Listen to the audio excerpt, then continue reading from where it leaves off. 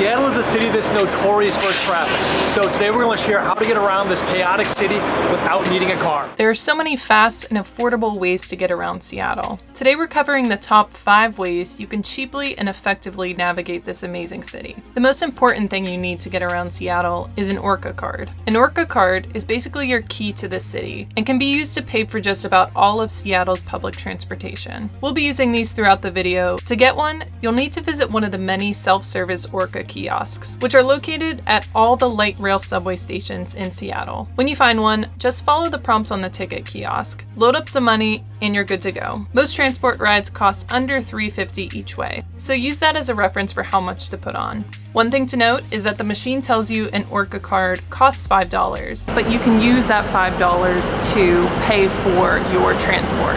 And so we didn't know that at first. We thought we were just going to buy one and share it, but then we decided it's a lot easier to just each have our separate one. Okay, with that said, let's dive into the fun stuff. When you arrive in Seattle's airport, you basically have 2 options to get to the city. Spend $50 to get downtown or less than $4. If you're like us and don't want to dish out a ton of money for an Uber, you're going to want to take Seattle's light rail, called the Link. It's only a 38-minute ride from the airport to the heart of downtown, and to get to the station, just follow the signs in the airport. Outside the light rail station at the airport, there are ticket vending machines that dispense Orca cards. So this is a great spot to get one when you first arrive in Seattle. Once you have your Orca card, you can head up the escalators to the Link station. Simply tap your card on the scanner and you're good to go. One thing to note is the Orca card can only scan a single person onto the Link rail. So if there are 2 people sharing a card, this isn't going to work for you. Trains to Seattle arrive every 6 to 10 minutes, so you shouldn't have to wait long. The train cars themselves feel brand new, and it's a great way to get to the city.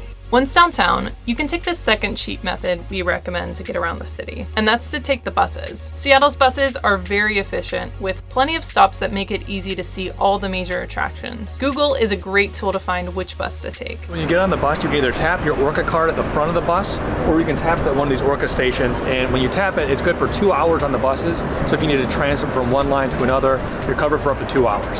If you have 2 people sharing one Orca card, make sure you tell the driver, as he needs to hit a button on his end to allow 2 passengers to share a card. So we've been having a easy breezy time with these buses. They've been extremely easy to navigate, super nice people on the bus. It's been super simple for us, and we really enjoyed using it. Yeah, we were told Seattle is not a very public transportation friendly city, and that is such a lie. It is so easy to get around here.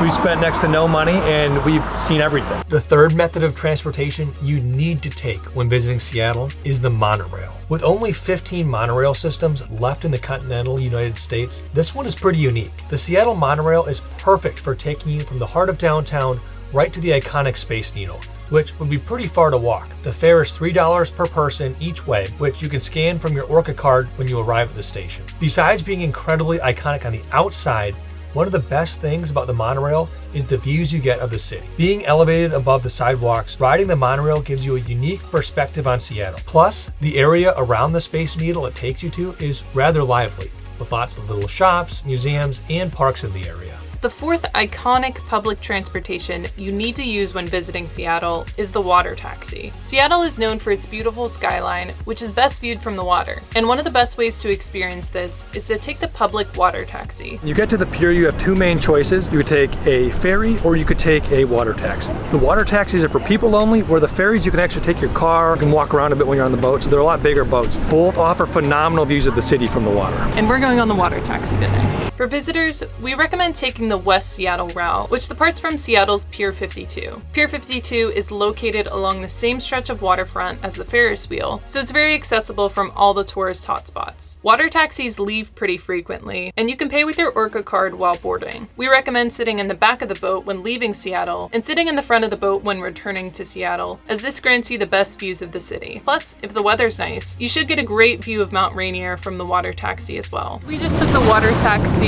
from downtown Seattle to West Seattle, which is where we are now. And the ride was a lot of fun. It was very short. It was probably only 15 minutes or so.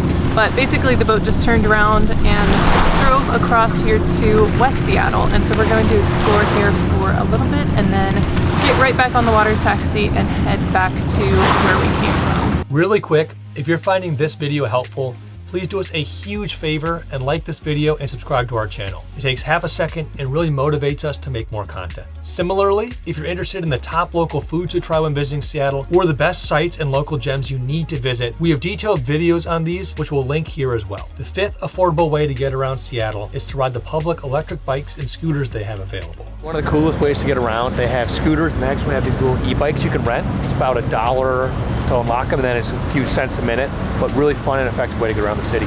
This is a fun way to experience Seattle, as you can explore at your own leisure and use them to go exactly where you want to go. How fun are these things? Super fun. Just be sure to be safe when riding them, as you'll be responsible for navigating traffic on your own. Let us know in the comments below if you plan on visiting Seattle, or if you have any questions about getting around that we can help answer. Thanks everyone, and we'll see you in the next one.